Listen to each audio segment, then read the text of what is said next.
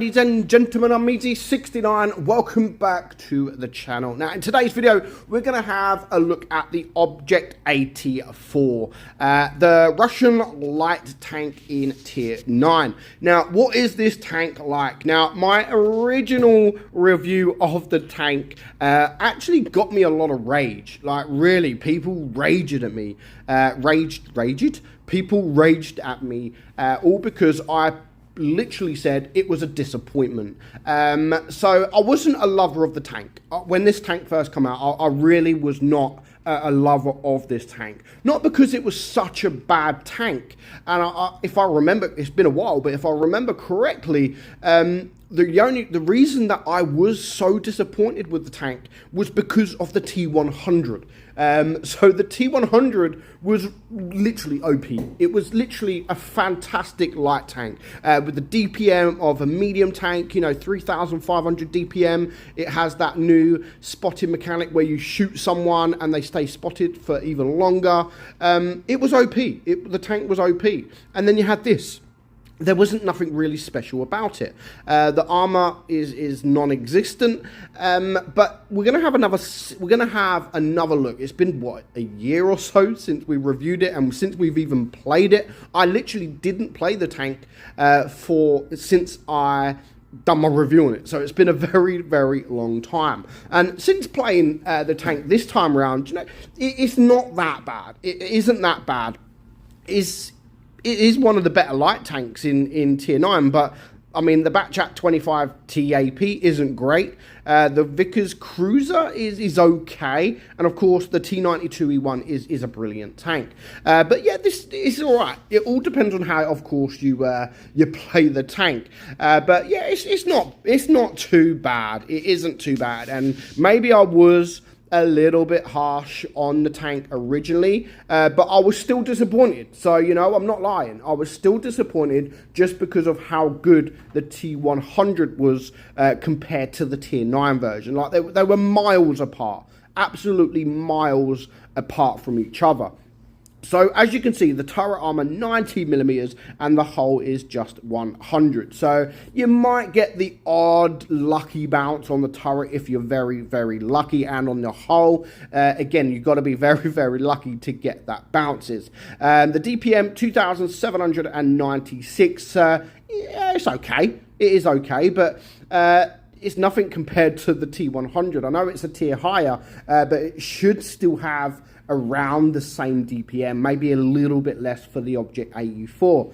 Reload time is 6.6 seconds. Penetration is 219 on your AP and 270 on your heat. Now, I'm not actually running this with calibrated shells, so I would probably recommend running it with calibrated shells, because yes, you do drop DPM a little bit. Well, in fact, not even 200. It does go down to 2,500, but you do get your heat pen to almost 300mm. So I would recommend running it with that calibrated shells, because 300 pen will really help you out when you're coming up against tier 10s.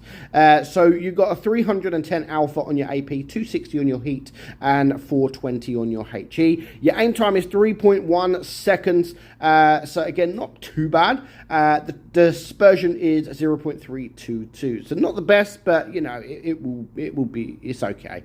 And you only have 5 degrees of gun depression as well. You've got a top speed of 65 kilometers per hour, and in reverse you can go 25. So mobility is okay, and of course it has that tracer shell as well. So when you shoot the tank, then they stay spotted for up to 20 seconds as well, the same as the T100. So overall, the stats are okay. On paper, the stats are okay, but can you transfer that stats into the battlefield? You know, can you play well in this tank in the battlefield? Of course you can. Of course, it all depends on your team, of course, the enemy team, and how you generally play the tank. Now, you've got to remember, it is a light tank, so you need to play it like a light tank. So, of course, when you're up against tier 8s, this tank does become better. The DPM sort of matches those, or actually some it's better. So, yeah, I mean, it's all right, but you just need to try to get that. I mean, this J Panther 2, what a moron. You got to remember, you do only have 5 degrees of gun depression, so that's probably where I really don't enjoy the tank as much, because I really like gun depression. I've always said for years and years and years, gun depression is fun depression, because that's what it is. If you've got a tank with 0 gun depression, you do really struggle, or you can really struggle. You just got to get yourself into positions. I mean, here we're going to wait. We can see the Defender Mark 1's not looking, and he's going for our teammate. Not sure why, but he's pretty much just suicided there, and we are going to be able to take him out. And then we're just going to back up, you know. We're going to back up. Again, the SU doesn't really want to look at me. Fine, we can do 525 HE damage into him, and then again we are going to take him out. So that is actually 2 free kills for me there. 2 free kills. I didn't even have to work for my kills there, but even here, you know, with the gun depression, we have to go down. Unfortunately, we do miss that shot. We do completely mess that shot up.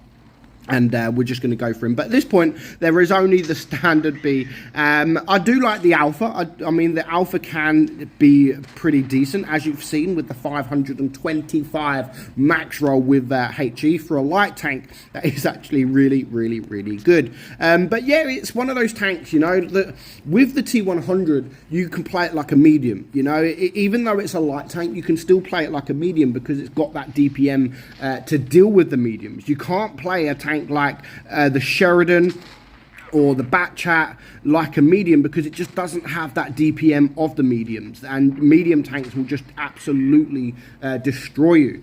But with the T100, you can play it like a medium because it has that DPM to match, or some mediums you've even got better DPM than the some of the other mediums. So you can play it like a medium, or you can play it like a light tank. However, with this tank, you really have to only play it like a light tank. You have to play it like a light tank. There is no you have to. You can't play it like a medium because you will get absolutely ripped apart.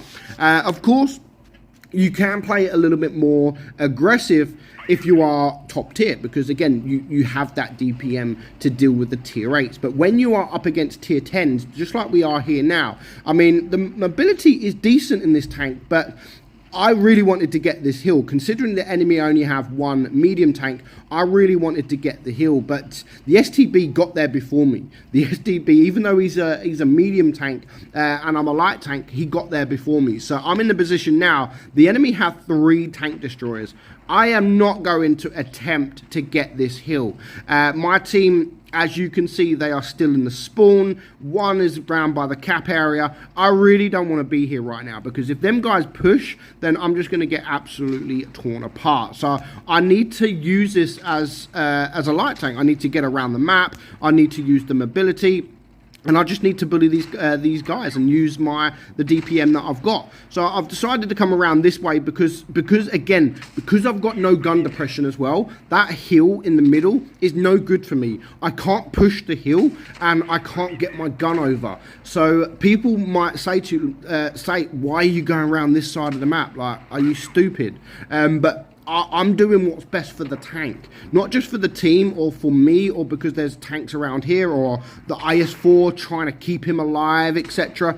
I'm doing it for the tank. I'm doing what is best for the tank, and that is flanking around, you know, helping my team, because I can't do anything. I am no good to my team in the middle. If I can't push that hill, which I couldn't, then there is no reason for me to be there.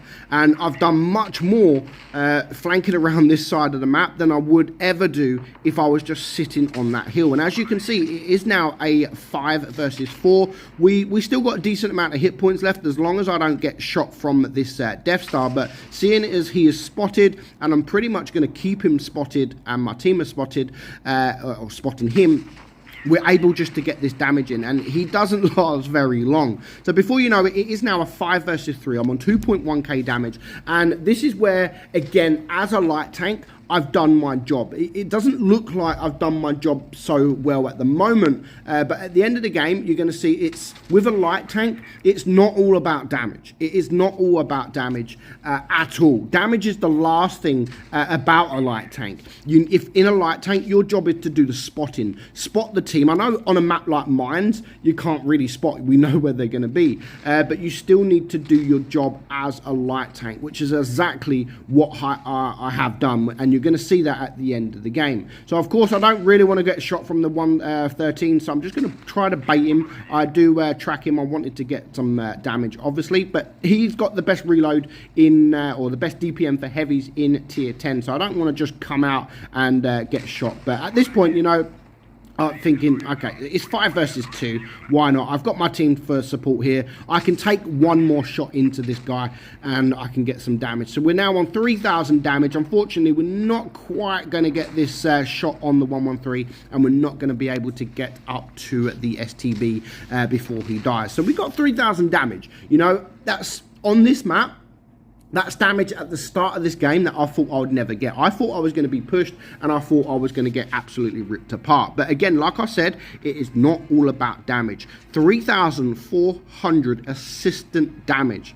3,400 assistant damage that I got there, and that is what earned me the mastery badge. You know, 1,200, even more than that, sorry, 1,400 base XP, and that is solely not just for the 3,000 damage that I did, but that is because I did my job as a light tank and I lit the enemy up for my team. And that is what you've got to do on a proper light tank. So if you play this tank like a proper light tank, like a light tank should be played, then you'll do okay. But if you play it sort of as the aggressive tank on a ridge, you're really not going to do too well. But overall, I do think I was a little bit mean on my first review of the tank, but I still stand by that because it was a disappointment after playing the T100 to go to this. It still was a disappointment, but it is still a decent tank and it's still a good tank, but only when played correctly. So let me know your thoughts on the Object 84. Is it a light tank that you love, or is it a light tank that you absolutely hate? Let me know in the comments below. But if you enjoyed the video, please give it a thumbs up and please subscribe. Don't forget, I do have my giveaway ongoing at the moment until February. So if you want to be in a chance to win an AMX 30B, make sure that you also subscribe to the channel. But for now, I hope you enjoyed today's video, guys. I'm meadsy69, and I will catch you all soon. Bye-bye.